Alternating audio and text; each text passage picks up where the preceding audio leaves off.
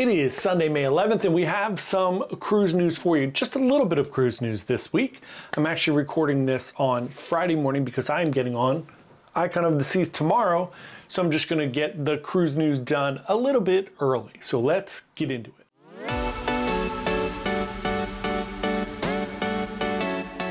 Hey everyone, John here from Byte Size Cruises. Welcome to the channel. Today we're going to do a little bit of cruise news. Just have about 5 or 6 stories, nothing too crazy this week going on in the world of cruising. There's always crazy things going on. We just choose to sometimes focus more on the positive than anything else. I don't mind covering negative stories or things that are going wrong. I just don't want to sensationalize things and focus on the bad things all the time. Let's focus on the positive, great things about cruising. There are plenty of people out there that focus on the negative. So we're going to zig in the other direction. Or zag, whatever it is. So let's talk about Carnival. Carnival is building a global headquarter campus in Miami-Dade. This is really cool. It is a little bit south of the Miami airport. This is going to replace the company's existing headquarters in Doral. This gives it a giant base for all of their companies. So this is Princess, Carnival, all of them together, so that these people can all be together in the same campus. This is really great. It's just another way that we're showing that cruising has really grown over the past 5 years coming out of the pandemic. And it's back to a point where these companies are comfortable spending money, building things, investing in their future. It's also another kind of homage to the back to the office culture. A lot of people pre-pandemic and through the pandemic, we had this huge wave into work from home. Everybody was so excited to move out of big cities and to fly all over the place and move wherever they wanted to live and not have to be close to their work.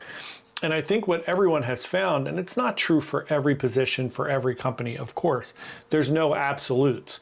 But I think what most people have found is it's problematic when a lot of people aren't in the office.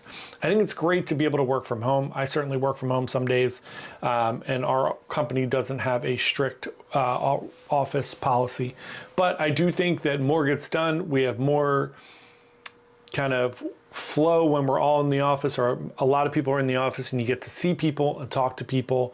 I think it helps your mental health, a lot of things. So we're seeing this, and I think that's another example of people getting back into the office. I also like the discipline of going into an office and talking to people and getting my work done. It holds me a little more accountable. So I think that's great too.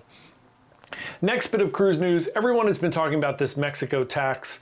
It was supposed to be set at $42 per passenger as of January 1st. They pushed it back till July 1st, and now they've struck a little bit of a deal. I keep hearing everybody talk about this like they're not going to do it, like we won the battle. It's not true. They've just kind of pushed it out and spread it out a little bit. So here's the deal. It is going to start July 1st. It's going to be $5 per person for the next 13 months, and then it will step up to $10 per person, and then it will step up in 27 and 28 to $15 per person. And then as of November of 2028, it's going up to $21 per person. So they are adding this in. It's just phasing and going up a little bit over time. Still not great. It's not great to see all these places putting taxes on travel and passengers coming in.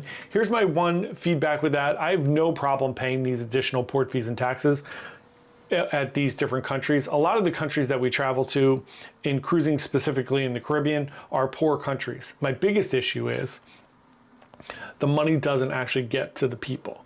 The money goes to the government or goes to whatever is going on there in those individual tourist countries, and it doesn't actually trickle down to the people, which I don't love. So it is what it is. There's nothing you can do about it. But it's nice that it's been pushed back a little bit, and it's not going to be as much as we originally thought it was.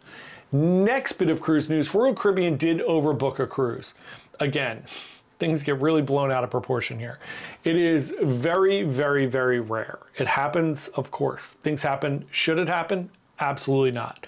Just like overbooking flights, they do it all the time. This should not happen. Occasionally it does happen.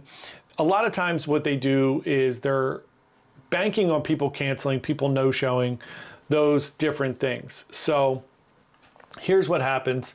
It happened this past week on a Mediterranean cruise, and what Royal Caribbean did was kind of unique, and it's looking like they're going to do this more and more. They are going to ask people, like they do on the airlines, hey, if you're flexible and you would like to move, we're going to give you pretty much essentially a free cruise. So you're going to get your cruise paid for and then an additional free cruise. That's pretty awesome. I could do that. There are some people who could do that because of flexible plans or the fact that I cruise a lot and I can just move my schedule around a little bit. But it's still pretty traumatic for people if that's not who you are. And most people don't travel that much. They travel 1 or 2 times a year. So it's not great. And I don't think they should be overbooking and really banking on people to cancel, but it does happen. So it is nice to see that they are offering something for people, but it's still, if that was your cruise and you were going on one vacation every couple years or a year, you'd be heartbroken. That's not great. Royal Caribbean has announced all the dining and entertainment on Star of the Seas, which is coming out in just a few months, which is really, really crazy. They announced a long time ago they're doing Back to the Future, the musical, which I think is awesome. You have over 40 dining venues, which is just amazing. The Aqua Theater is going to be Pirates and Mermaids, which is like a little fun show, and there's another show there as well. And then all your standard food has come over from Icon. I haven't seen any new dining options or any drastic changes in the dining.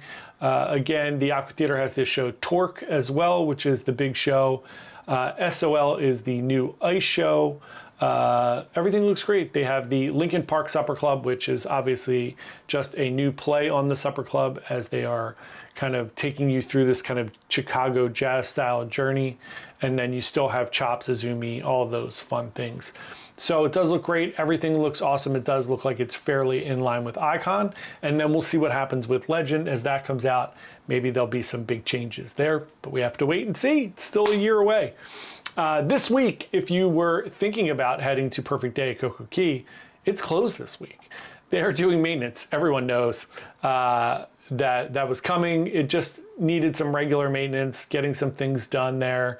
It is going to be closed between May 4th and May 10th. So it's almost ready to reopen, and I will be there the end of this week. So that is very exciting. 2 more quick cruise news stories. We would love for you to subscribe to our channel. Come along and join us. We put out a brand new cruise video just about every single day. Vlogs, tips and tricks, ship tours, the whole 9 yards.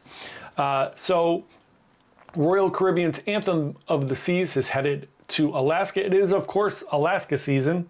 So all of our favorite cruises and cruise lines are sending ships over to Seattle or to Alaska to take us from now until the end of September. And then our final bit of cruise news today is that MSC has started its 6-month countdown to sailing out of Galveston. Galveston, now the 4th largest cruise terminal in the US, getting bigger and bigger every single year, which is very exciting just to have more options to cruise out of. So drop a comment below if you've cruised out of Galveston or if you have a cruise booked, and let us know what you think. Thanks so much, and we will see everybody tomorrow. Happy cruising. Bye.